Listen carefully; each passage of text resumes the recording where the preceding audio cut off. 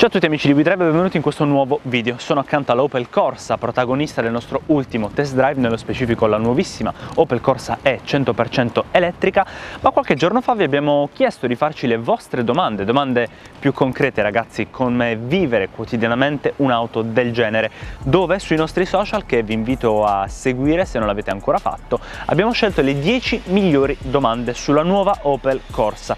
Prima però di andare a vedere quali sono, vi ricordo di iscrivervi al nostro canale, di cliccare sul campanello per ricevere le notifiche e non perdervi i nostri prossimi video, perché non sono finiti qui con la Opel Corsa elettrica, e di leggere anche l'articolo completo su wedrive.tv. Dove ho messo le domande? No, tasca no, portabagagli no. 2 hours later. Oh cacchio. E questo ragazzi, l'ho trovato. Ho trovato le 10 domande che ci avete fatto sui social. Benissimo. Allora, partiamo con la prima.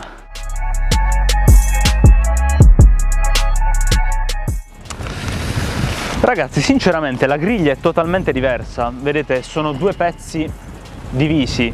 Forse la forma dei gruppi ottici, ma appunto solo la forma esterna, perché la firma luminosa di questi IntelliLux a matrice di LED è totalmente diversa, quindi probabilmente sì, ma stiamo parlando più che altro di stilemi dettati dal mercato, che vediamo anche in tanti altri segmenti. Questa non è una domanda, è una considerazione, ma devo dire che è una considerazione piuttosto giusta, perché per quanto lo schermo, come vi ho detto nel test drive, è molto antiriflesso e quindi molto comodo da utilizzare, almeno da visionare, è in una posizione strana perché è più inclinato verso, se vogliamo, il cofano della vettura. È un po' inusuale, e soprattutto l'utilizzo più scomodo che abbiamo notato è quello dell'aria condizionata, che si trova praticamente incassata sotto lo schermo. Sì, potrebbe sembrare così, perché effettivamente qui abbiamo lega e plastica, però ragazzi ci sono due ragioni per le quali Opel ha deciso di fare questi cerchi. In primis quella un po' più banale è l'estetica, perché il nero, si sa, bicolore nero e grigio è molto bello, ma soprattutto qui stiamo parlando di un'auto elettrica e penso che abbiate capito ormai il mercato come va sin dalla nascita della prima Prius e anche con le Tesla varie. Bisogna avere meno attrito possibile con l'aria, e quindi questi cerchi, con la parte in plastica nera molto presente, vanno a dare una superficie molto più piatta e quindi molta meno resistenza all'aria. Devo dire che questa tendenza alla nostalgia, sempre ai modelli più vecchi, è presente in ogni auto che abbiamo provato, che è derivata da precedenti generazioni. Non fatevi però ingannare dall'estetica e dalle dimensioni esterne di questa nuova Opel Corsa, perché devo dire che dietro, sia io sia Peppe, che siamo due bei manzi a livello di dimensioni, alti più o meno 1,80 m, 1,85 m, siamo stati piuttosto comodi, nonostante avessimo posizionato i sedili anteriori nella posizione di guida di Lorenzo, che è alto circa 1,90 m, quindi ci ha sorpresi. È chiaro che le auto più moderne rispetto a quelle degli anni 80 e 90 sono più imbottite a livello di carrozzeria, a livello di tappezzeria, a livello di airbag e di sicurezza generale, però quest'auto fa stare in comodità secondo me due persone.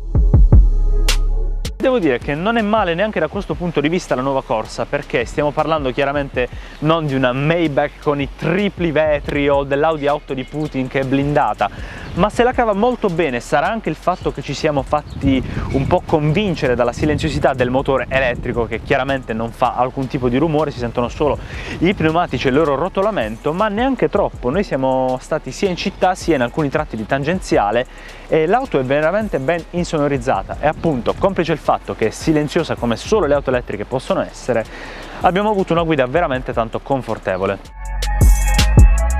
Questa è una questione comune nelle auto elettriche, perché soprattutto in quelle che non nascono come auto elettriche e basta, ma che offrono nella loro gamma anche le classiche motorizzazioni diesel e benzina. In particolar modo la Opel Corsa elettrica è costruita sulla stessa piattaforma elettrificata CMP del gruppo PSA, condivisa quindi con la Peugeot E208 e con la DS3 Crossback e-Tense.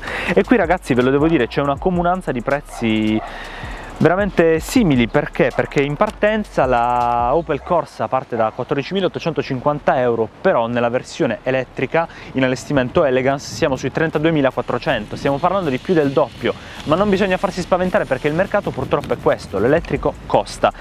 Se però ci pensate, il prezzo delle auto elettriche si è abbassato un sacco dalla primissima Tesla Model S che costava circa 100-120.000 euro, siamo arrivati ad un'auto da città che sta sui 33 e devo dire che il prezzo si è abbassato tanto. Ma vi faccio un paragone, perché ad esempio la DS3 Crossback, che ha un prezzo di partenza di circa 29.000 euro, nella sua versione elettrica 11.000 euro in più, quindi 40.000 euro di partenza.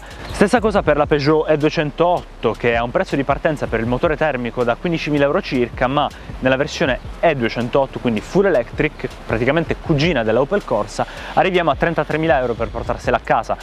Chiaramente stiamo rimanendo sempre nel gruppo PSA, ma spostandoci al di fuori le cose non cambiano. La Mini, che ha una versione con motore termico e una full electric, parte da 18 ma supera i 30 con la versione elettrica. Quindi ragazzi, siamo lì, il mercato è quello, quindi non bisogna troppo meravigliarsi se ci ritroviamo dinanzi ad una Opel da città che costa circa 32.000 euro.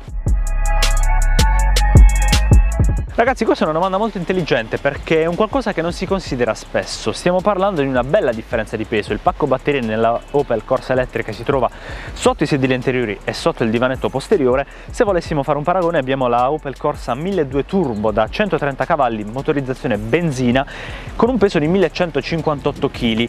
La Opel Corsa elettrica pesa 1455, quindi la domanda sorge spontanea: sarà sicuramente più lenta? Più o meno. Chiaramente la velocità di punta delle auto elettriche è sempre molto limitata. Qui ci ritroviamo dinanzi ad un 150 km/h di velocità massima contro i 208 km/h circa di velocità di punta per la 1200 Turbo, quindi con un motore a combustione. Però l'accelerazione nello 0-100 è molto più fulminea, più fulminea riguardo alla versione elettrica. Abbiamo un 8,1 secondi contro 8,7 per la versione a benzina e 260 Nm di coppia massima per la versione elettrica contro 230 della versione a combustione interna. Quindi stiamo parlando di una bella differenza di performance. Chiaramente se cercate una velocità di punta, non so come dirvelo, state pensando all'auto sbagliata, perché comunque anche la Opel Corsa, essendo un'auto propriamente da città, è un'auto con la quale raramente potrete andare a 208 km/h. Però per lo spunto, secondo me, le performance non sono esattamente toccate in maniera negativa dalla versione elettrica. Ragazzi, è molto grande. That's what she said.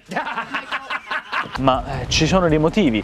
In primis perché la presa di quest'auto ha sia quella classica per le colonnine sia la combo per la ricarica più veloce, ma non solo, perché ha anche un piccolo pulsantino con una spia che ci mostra quando la serratura è chiusa, quindi in rosso, lampeggia in verde quando l'auto è sotto carica, rimane fisso sul verde quando l'auto ha raggiunto il 100% di ricarica, e anche un piccolo pulsante con un orologio per pianificare la ricarica. Se vogliamo, magari mentre siamo a casa, vogliamo pianificare una ricarica notturna con un tempo ben preciso.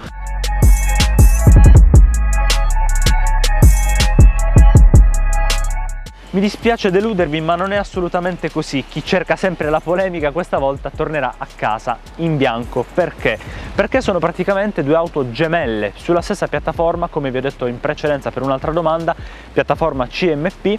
Le dimensioni sono molto simili, magari la Peugeot dal punto di vista del design sembrerà più moderna, con dei gruppi ottici un po' più aggressivi, ma ragazzi stiamo parlando di due corsi stilistici totalmente differenti. La Opel ha delle forme più morbide, la Peugeot in generale nella sua gamma sembra più aggressiva, ma se parliamo di dotazioni tecnologiche siamo lì, a livello soprattutto di sicurezza di base, perché è quello che conta più che altro. Abbiamo gli stessi sistemi di sicurezza e di assistenza alla guida molto avanzati, quindi degli allarmi che ci avvisano nel momento in cui stiamo per fare una collisione, o l'avviso della stanchezza, il mantenimento del centro della corsia, o anche molto importante il sensore dell'angolo cieco sugli specchietti. Questi sono tutti sistemi che ha anche la Opel Corsa elettrica. Magari ciò che illude, ma stiamo parlando comunque di un qualcosa di abbastanza superficiale e anche di molto soggettivo, lì si va a gusti. La Peugeot 208 offre il 3D iCockpit dietro il volante, quindi un cockpit virtuale in 3D che esteticamente è veramente bello, molto apprezzato, ma stiamo parlando di qualcosa che sinceramente è più che altro un vezzo estetico di cui si può tranquillamente fare a meno. Ciò di cui non si può fare a meno sono i sistemi di sicurezza ed assistenza alla guida, e la Opel Corsa non ha nulla da invidiare alla Peugeot 208. Questa è una domanda onnipresente per quanto riguarda le auto elettriche. Dobbiamo renderci conto che Bari è una città di media grandezza, mediamente urbanizzata, che a livello di innovazione per quanto riguarda la presenza di aree con colonnine di ricarica non è esattamente oro. In particolar modo, se ci seguite da Bari, vi do un piccolo consiglio, una piccola dritta, perché le colonnine si trovano in luoghi quali il centro, quindi su Corso Cavour, su Corso Vittorio Emanuele, nella zona di Poggio-Franco. Ce ne sono diverse di zone, ma appunto si potrebbero contare al massimo sulle dita di due mani. Più che altro dovete rendervi conto voi nel vostro singolo caso se vi trovate in un appartamento che ha un garage, un box privato o delle colonnine nel cortile del vostro condominio, o ad esempio se nel vostro luogo di lavoro il parcheggio ha le colonnine di ricarica. Lì secondo me assolutamente sì, perché stiamo parlando di 337 km di autonomia che per un'auto più prettamente cittadina sono veramente eccellenti. Queste erano le 10 domande più interessanti che abbiamo trovato dai nostri follower sui nostri account social Facebook e Instagram, che vi invito a seguire per restare aggiornati su tutti i nostri prossimi contenuti, prove, novità e anche sulle novità del mondo sportivo che abbiamo iniziato a coprire recentemente. Prima di salutarci vi ricordo nuovamente di iscrivervi al nostro canale e di cliccare sul campanello per non perdervi con le dovute notifiche i nostri prossimi upload relativi alla Opel Corsa elettrica, e infine non perdetevi l'articolo completo su wedrive.tv.